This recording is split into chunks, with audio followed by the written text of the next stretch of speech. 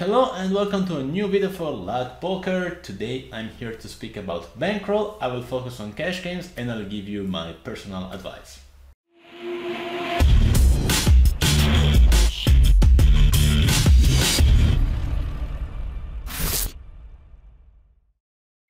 Bankroll and the way you manage it is probably one of the most important factors in determining your poker success.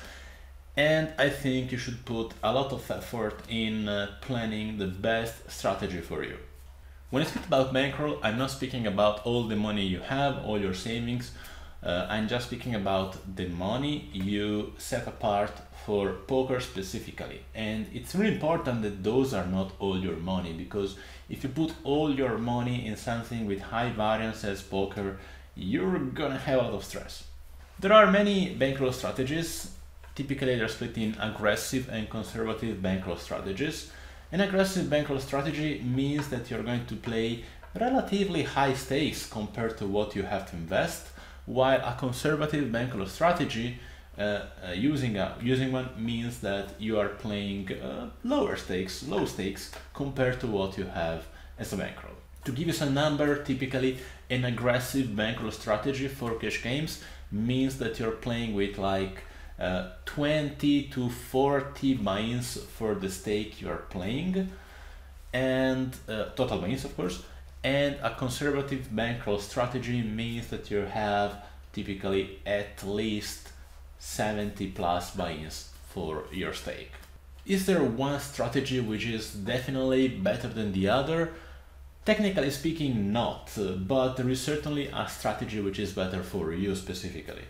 This depends on many things. It depends partially on the stakes you play. It depends from your willingness to take some risks, and also from your situations, and eventually from having or not having another income apart from poker.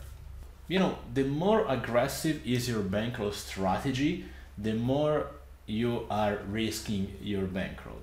So how this bankroll is important for you and how difficult it's going to be for you to put back this kind of bankroll without poker is really relevant in determining if you should take an aggressive approach. For example, let's say that you have another job, you have a regular income, and you want to give a shot at poker, and you want to put 300 bucks in poker trying to play an L10. Okay, in this case, typically it's not going to be that difficult for you if you go broke to find another $300 and try again. Okay, so given that risking this bankroll is not that, let's say, a problem for you, and given that it's very easy for you to find another $300 if you lose those, I think it's fine to take a pretty aggressive approach. You know, if you want to play with 30 or 20 buy-ins, and the situation is this, I think it's perfectly fine. Actually, I advise that because, you know, using an aggressive bankroll gives you more risks, of course, but also gives you better chances to climb the stakes if you run decently. So yeah, I mean, if you're playing low stakes, micro stakes, and the bankroll, it's very easy to find a bankroll for those stakes. I think taking an aggressive approach might be best for you. But let's assume another scenario comparing similar stakes. Let's say that you still want to play poker, you still have $300, but it's a bit different. Right now you don't have a regular job. If you lose these $300, it's going to be pretty difficult for you to find them again. You might have to stay like a few months without playing.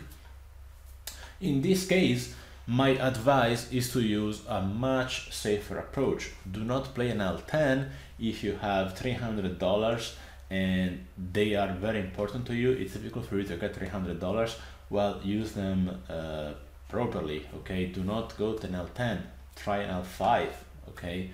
Or try other ways to make money outside from poker, so risking this kind of bankroll is not anymore an issue for you. But you know, be aware of your situation. If the bankroll you put for poker is an amount which is important to you, you should be definitely more conservative. Another obvious thing to consider is how poker is important for you. Is it a profitable hobby, or is it your full-time job? Because if poker is just a profitable hobby for you, I would say that it's okay to take bigger risks, because if it goes bad, well, you're not on the street. You are going to try again sooner or later if you want, and your life will not change that much. If you are a full-time professional poker player and everything you earn is from poker, well, taking a too risky approach is going to give you a lot of stress, and it's going to be very difficult for you to perform well. When I was playing full-time poker with no other kind of income, I was playing with 100 buy-ins strategy as a bankroll. So I had 100 buy-ins for the stake I was playing, plus aside, not in the bankroll, I had enough money to survive, not to survive, but to pay my expenses, my life expenses for at least 6 months. And that was the way I was feeling more, let's say, comfortable in playing poker. For some people, this number may be higher. Maybe they need 300 buy-ins. Maybe they need a full year or 2 years of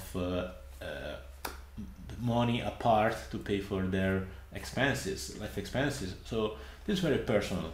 You should find the kind of a bankroll approach which will let you play in a confident and calm way, let's say. So you should avoid the stress as much as you can, and if you're too tight with your bankroll compared to with your goals and your possibilities, you are not going to be calm enough to play poker. You're going to be very stressed and you're going to perform poorly, and you're probably going to not win enough or not win as much as you could at full potential. Another important thing is that if you use an aggressive bankroll approach, you should be very disciplined in moving up, but especially down when things are not going well. Otherwise, you're going to go broke, of course. So consider also your discipline. If you have discipline troubles, I would say you should try to set for yourself a more conservative bankroll approach, because it's very easy when you are tight with your bankroll to not respect it, and you can go broke in a matter of sessions. And not important if you don't care about the money you have in your bankroll, but if they have any relevance to you, you should be really strict with your rules. And if it's time to move down, just move down. When you use an aggressive bankroll management, it can happen in 1 week to move up and down 2 times. It's perfectly normal. Variance is high, but just stick to the plan. This is the most important thing when you speak about bankroll. You should always you should create a plan, of course, but more important is to stick to this plan, because that's how a lot of players simply go broke, when they don't respect the rules they set for themselves.